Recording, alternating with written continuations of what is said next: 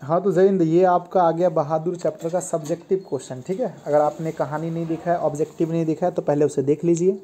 अगर आप पूरी कहानी देख लेते हैं, उसके बाद ऑब्जेक्टिव देख लेते हैं, तब ये सब्जेक्टिव ज़्यादा समझ में आएगा आपको। ठीक है, अच्छे से। अगर ऐसे नहीं भी देखा तो कोई दिक्कत नहीं, देख लीजिए। बहादुर चैप्टर से जितने भी सब्जेक्टिव क्वेश्चन बन सकते हैं हम इस वीडियो में डिस्कस करेंगे। और मैं आपको भरोसा देना चाहता हूँ कि आपके एग्जाम में कम से कम 3-4 नंबर तो यहाँ से आ ही जाएंगे। तो आप इस वीडियो को पूरा देख लीजिए। ठीक है, चलिए। बिहार बोर्ड के बच्चे अगर बिहार बोर्ड में आप पढ़ते हैं, मैट्रिक का एग्ज़ाम देना चाहते हैं किसी भी ईयर में, तो ये वीडियो आपके लिए बहुत ज़रूरी है। ठीक है, लेखक परिचय देखिए। हमने बताया था पहले भी, इस पाठ के लेखक अमरकांत का जन्म जुलाई 1925 में उत्तर प्रदेश के नागर बलिया में हुआ था। अखिल भारतीय कहानी प्रतियोगिता में उनकी कहानी डिप्टी कलेक्टरी को पुरस्कार मिला था।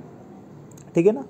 आगे बढ़ते हैं कि हाँ है ना, आपकी प्रमुख रचनाएं जो है वो जिंदगी जोक है ना, जिंदगी जोक, देश के लोग, मौत का नगर, मित्र मिलन, कुहासा इत्यादि है। ठीक है, आपका जो उपन्यास है वो है सूखे पत्ते, आकाश पक्षी, काले उजले दिन, ग्राम सेविका और बीच की दीवार आदि हैं। वानर सेना एक बाल उपन्यास भी लिखी है आपने। ठीक है ना, ये क्वेश्चन हमने ऑब्जेक्टिव में दिया भी था। महत्वपूर्ण बिंदु इसमें क्या क्या है, ध्यान दीजिएगा। पहला है कि बहादुर ने भैंस को बहुत पीटा था। एग्जाम में पूछा जाएगा बहादुर ने किसको पीटा था, तो भैंस को पीटा था। बहादुर का पूरा नाम दिल बहादुर था, ये भी आपको याद रखना है। बहादुर का पूरा नाम दिल बहादुर था, जिसकी कल्पना कर माँ ने बहादुर को दुगना पीटा था। तो माँ ने कितना पीटा था, दुगना पीटा था कल्पना करके। बहादुर घर से 2 रुपये लेकर भागा था। कितने रुपए, 2 रुपये। और बहादुर के पिता कहाँ मारे गए थे, तो युद्ध में मारे गए थे। हमने ये सारा वीडियो में डिस्कस किया पहले ही। ठीक है ना। आगे हमारा कि बहादुर का उम्र 11 से 12 नहीं था, 12 से 13 था। याद रखना, सॉरी यहाँ पर थोड़ा मिस्टेक है। 12 से 13 वर्ष उसकी आयु थी।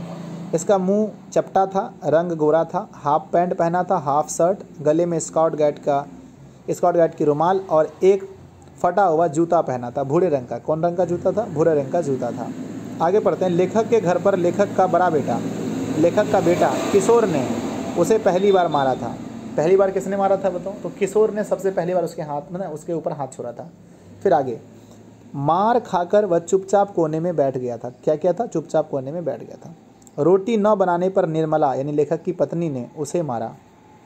रिश्तेदार ने बहादुर पर 11 रुपये चोरी का इल्ज़ाम लगाया। बहादुर से सिलपट्टा टूटने पर वह लेखक का घर छोड़कर भाग गया। ये सारा कुछ मैंने पहले ही बताया और यहाँ पर भी आपने देखा तो मज़ा आ गया होगा देख के। आगे, बहादुर के पास एक नेपाली टोपी था, कुछ लाल पत्थर थे और एक पुरानी ताश की गड्डी थी। ये बहादुर के पास थे। ये इंपॉर्टेंट चीज़ है कहानी का। अब आइए हम आते हैं मेन क्वेश्चन पर। क्वेश्चन पहला बनता है कि लेखक अपने शब्दों में पहली बार दिखे बहादुर का वर्णन कीजिए।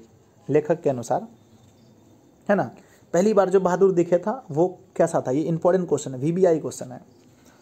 तो लेखक अमरकांत जी के अनुसार पहली बार दिखे बहादुर 12-13 वर्ष का एक गोरा, है ना, 12-13 वर्ष का गोरा रंग, चपटा सा मुँह, हाफ पैंट, हाफ शर्ट, भूरा रंग का जूता एवं गले में स्काउट गाइड का रुमाल लिए हुए खड़ा था। ये पहली बार लेखक ने बहादुर के बारे में इतना कुछ बोला था। आप स्क्रीनशॉट ले लीजिए इसका। पहली बार बहादुर ऐसा दिखा था। दूसरा सब्जेक्टिव ये है कि लेखक को क्यों लगता है कि नौकर रखना बहुत ज़रूरी हो गया था। लेखक को ऐसा क्यों लगा कि नौकर रखना बहुत ज़रूरी हो गया है। ठीक है, लेखक के बड़े भाइयों के घर नौकर लगे हुए थे, जिसके कारण उसकी भाभियाँ महारानी बनकर बैठी रहती थी। इसीलिए लेखक को एक नौकर रखना ज़रूरी हो गया था। उसकी पत्नी भी नौकर के लिए धूम मचा रही थी, क्योंकि उसने दूसरों के घर नौकर का आनंद देखा था कि नौकर रखने पर कैसा आनंद होता है, उन्होंने देखा था, इसलिए नौकर रखना ज़रूरी हो गया था। ठीक है, एक तो लेखक की पत्नी चाहती थी, दूसरा नौकर का सुख भी उन्होंने देखा था सब लोगों ने, तो नौकर रखना ज़रूरी हो गया था, है ना। अगर मैं एक बार फिर से कहता हूँ, अगर आपने मेरी कहानी नहीं सुनी है तो पहले कहानी सुन लीजिए, फिर ये सब आपको बच्चा वाला चीज़ लगेगा, हल्का लगेगा। बहादुर अपने घर से क्यों भाग गया था।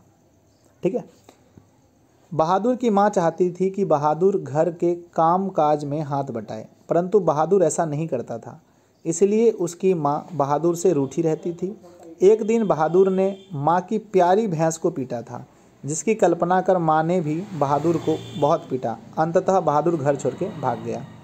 ठीक है, मेन बात यह है ना कि उसके पिताजी तो थे नहीं, वो तो युद्ध में मारे गए थे। तो मम्मी उसके ऊपर में हमेशा गुस्सा करती थी क्योंकि बहादुर काम नहीं करता था, और एक दिन तो बहादुर को बहुत पीटा, जिसके कारण से वो घर छोड़ के भाग गया।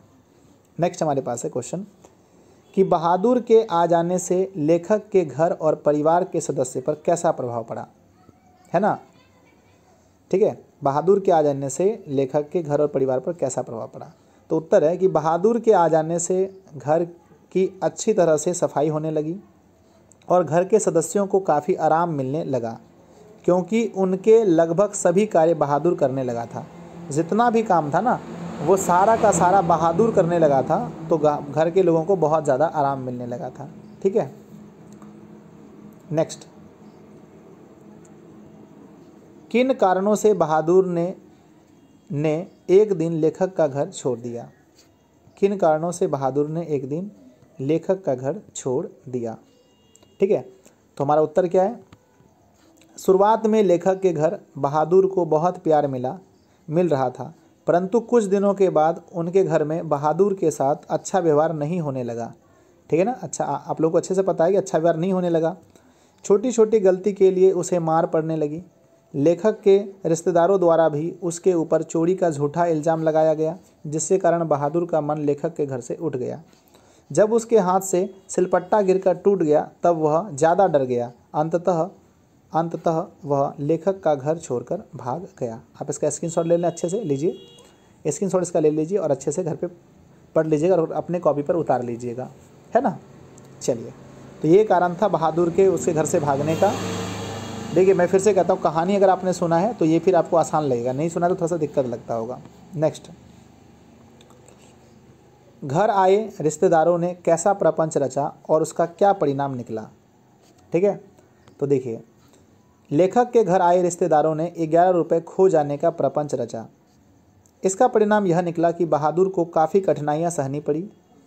उसी दिन से बहादुर काफ़ी उदास रहने लगा और लेखक के घर वाले भी बात बात पर उसे डांटने और मारने लगे। ये प्रभाव पड़ा बहादुर के ऊपर में। ठीक है, जबकि ये झूठा आरोप था। ठीक है, नेक्स्ट हमारे पास बहादुर का चरित्र चित्रण करें। ये क्वेश्चन 5 नंबर का आता है, कई बार एग्जाम में पूछा गया, 5 नंबर का ये क्वेश्चन आता है, इसलिए इस क्वेश्चन को आप लोग थोड़ा बढ़िया से या अच्छे से याद कर लीजिएगा। ठीक है, बहादुर का चरित्र चित्रण करें। चलिए, हो गया। देखिए, बहादुर कहानी का सबसे प्रमुख पात्र है।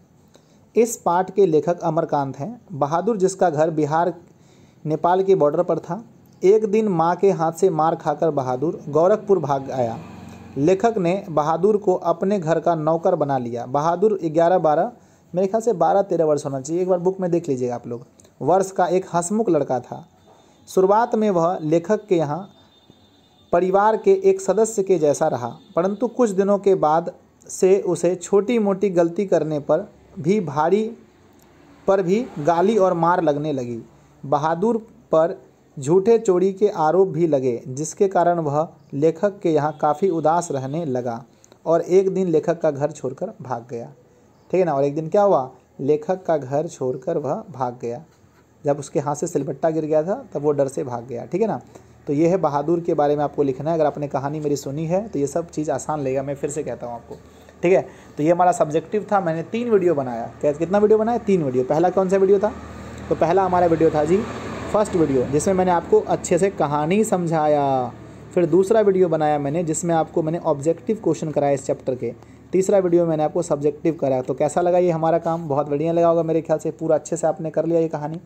अगर आप इसका PDF लेना चाहते हैं, मेरे पास ऑल सब्जेक्ट का अगर आप नोट्स लेना चाहते हैं तो देरी किस बात की करते हैं, 77008794 पर आप कीजिए कॉल। ठीक है ना, क्योंकि बहुत सारे बच्चे ले चुके, अब अंतिम समय हो रहा है हमारा। आप सभी लोग कॉल कीजिए और मात्र 150 रुपये हम आपका फ़ी लेते हैं। ये फ़ीस कुछ भी नहीं है, बस एक नॉर्मल सा लेते हैं, ताकि फ्री की चीज़ों को बच्चे अच्छे से नहीं पढ़ते हैं। तो आप इस पर कॉल करके देखिए, ऑफिस में कोई भी होगा, आप उसको आराम से कॉल कीजिए और पेमेंट गूगल पे या फ़ोन पे से कीजिए। किसी दूसरे से भी आप पेमेंट करवा सकते हैं।